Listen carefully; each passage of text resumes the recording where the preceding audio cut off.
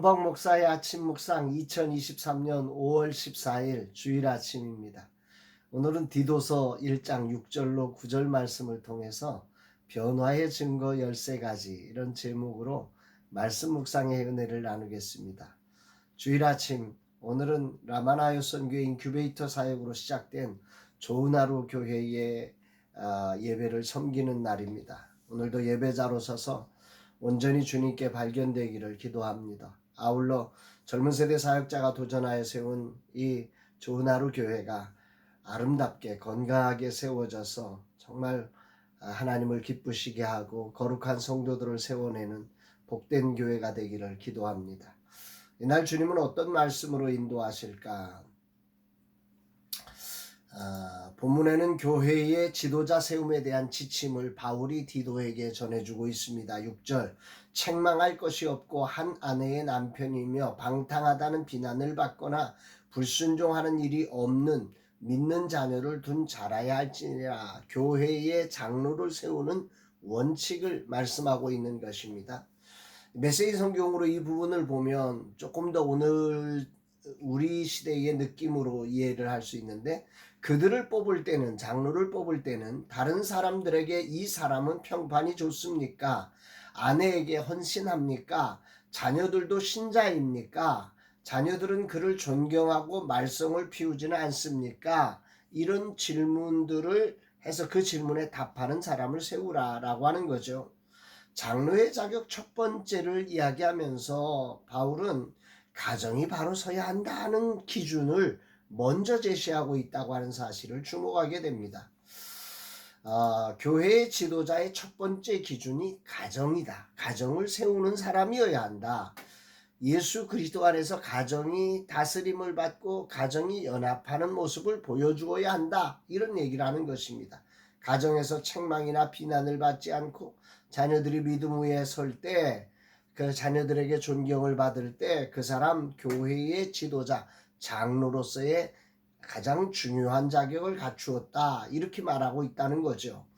세상의 지도자의 선출 기준은 우선해서 어떤 기능을 잘할 수 있는 사람, 능력 있는 사람을 뽑지요. 그러나 교회의 지도자의 첫 번째 자격은 능력보다도 우선해서 가정을 믿음으로 다스릴 수 있는 사람이어야 한다 하는 것입니다. 천국은 기술자가 필요한 것이 아니라 천국의 향기를 낼 수 있는 사람이 필요하기 때문임을 깊이 묵상하게 됩니다. 그리고 나서 이제 두 번째로 이 장로의 자격들을 이야기하면서 7절로 9절에 걸쳐서 이 장로는 하나님의 청지기로서 자격을 갖춰야 되는데 그것을 13가지로 이야기하고 있습니다. 7절 9절, 감독은 하나님의 청지기로서 책망할 것이 없고 제 고집대로 하지 아니하며 급히 분내지 아니하며 술을 즐기지 아니하며 구타하지 아니하며 더러운 이익을 탐하지 아니하며 오직 나그네를 대접하며 선행을 좋아하며 신중하며 의로우며 거룩하며 절제하며 미쁜 말씀의 가르침을 그대로 지켜야 하리니 이는 능히 바른 교훈으로 권면하고 거슬러 말하는 자들을 책망하게 하려 함이라. 아멘입니다. 여기서 감독으로 표현된 단어는 앞서 말한 장로와 동일한 직분을 의미한다고 합니다. 중요한 표현은 하나님의 청직이다. 하나님의 일을 대신하는 사람이다. 이런 표현인 거죠. 하나님의 집을 책임지는 교회의 지도자라는 말입니다. 그러기에 그 역할을 감당하기 위해서는 거슬러 말하는 자들을 책망할 수 있는 권위가 있어야 하기에 몇 가지의 자격 조건을 제시하고 있는 것입니다. 그 13가지죠. 권위를 가지기 위해서 바울은 13가지의 기준을 가져야 한다. 이걸로 체크해야 한다. 이런 말을 하는 것입니다. 이것은 그리스도를 믿음으로 생기는 변화의 증거를 가져야 한다는 말입니다. 그것이 구체적으로 책망할 것이 없고 제 고집대로 하지 않고 급히 분내지 않고 술을 즐기지 아니하며 구타하지 않고 더러운 이득을 탐하지 않고 나그네를 대접하며 선행을 좋아하며 신중하며 의로우며 거룩하며 절제하며 말씀의 가르침을 지켜내는 사람이어야 한다 말씀합니다. 이 13가지를 정리해보면 이런 거죠. 존경을 받는 사람이 되어야 하는데 하나님의 청직으로 자기 고집이 아니라 말씀의 가르침을 따르는 자, 또 급한 성질로 다툼을 만들어내는 자가 아니라 신중하며 절제력을 갖고 있는 사람, 자기 이익이 아니라 탐심을 갖고 이익을 쫓아 살아가는 사람이 아니라 연약한 이들을 위해 선을 행할 수 있는 사람, 의와 거룩을 추구하는 그런 사람이어야 한다는 것입니다. 여기서 예수님의 제자 세움을 생각해보고 바울이 말씀한 이 제자 세움의 원칙을 한번 점검해 보면, 예수님은 분명 제자를 세우기 위해서 다른 어떤 조건을 세우지 않고 기도하면서 제자를 세웠습니다. 그러나 그분의 기준은 오늘 바울이 말하는 기준과 비교할 때 많이 차이가 나는 것 같습니다. 어쩌면 기준이 없는 것처럼 보여집니다. 왜 그럴까 생각해 보면, 예수님은 제자를 세우며 어떤 자격 기준을 가지고 뽑지 않고 가능성을 가지고 뽑았습니다. 제자들은 이제 예수님과 함께 생활하며 제자로서의 훈련을 받는 과정이었기 때문에 그렇습니다. 그러나 바울이 말하는 지금 장로는 훈련의 과정으로 뽑는 게 아니라 이제 교회의 하나님의 대리자로서, 청지기로서 이 직분을 수행할 사람을 뽑는 것이기 때문에 이 기준이 다른 거죠. 변화의 증거가 있어야 한다라고 하는 기준을 말씀하고 있는 것입니다. 이 땅에 죄가 없는 사람이 한 사람도 없기에 완전한 사람을 뽑으려면 사실 그 어떤 사람이 자격 기준에 들어가겠습니까?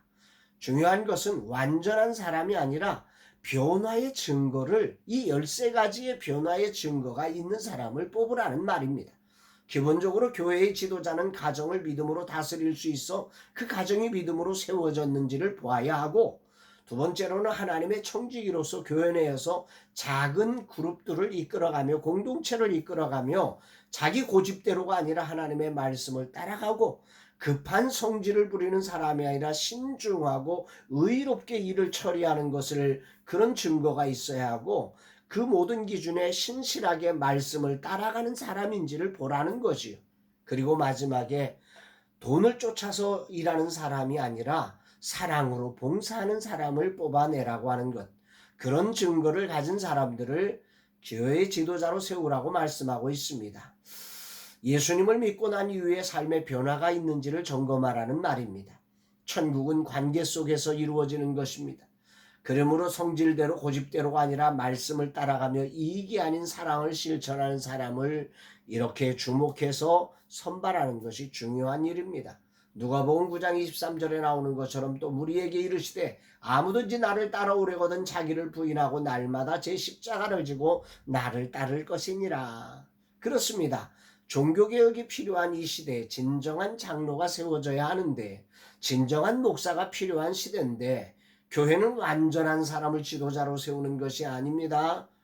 왜냐하면 완전한 사람은 없기 때문에 그렇습니다. 다만 교회는 자기를 부인하고 말씀을 따라 천국 향기를 뿜어낼 수 있는 지도자를 세워가야 한다는 것입니다. 변화의 증거를 가지고 있는 사람을 세워가야 한다는 거지요.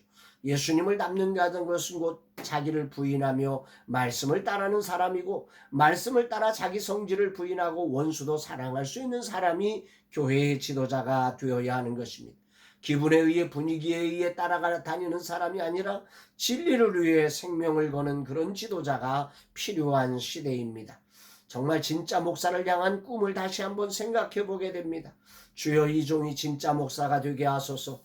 아직도 말씀대로가 아니라 내 생각대로 움직이는 부분이 많습니다. 아직도 급한 마음으로 나아갈 때가 많습니다. 결심하고는 잃어버리고 예전의 삶을 답습할 때도 있습니다. 주여, 이 종을 불쌍히 여기시고 진실로 말씀을 따라 자기를 부인하며 진리를 사랑함으로 주님을 닮는 자 되게 하옵소서 고백합니다. 다시 죄의 유혹에 넘어지지 않고 말씀을 따라 내 생각과 세상의 분위기를 넘어서며 주님을 온전히 닮아가게 하옵소서. 세상의 한가운데 진리의 파수꾼으로 서서 진짜 목사가 되게 하옵소서. 그리하여 세상이 잘못한 것에 대해 책망할 수 있는 지도자로 서게 하옵소서 고백하는 아침. 사랑하는 여러분, 여러분들의 삶에도 오늘 거룩한 주일에 정말로 예수 그리스도 안에서 변화된 증거를 가진 아름다운, 정말로 그리스도의 하나님의 청지기들이 되시기를 주의 이름으로 축복합니다. 사랑합니다, 여러분.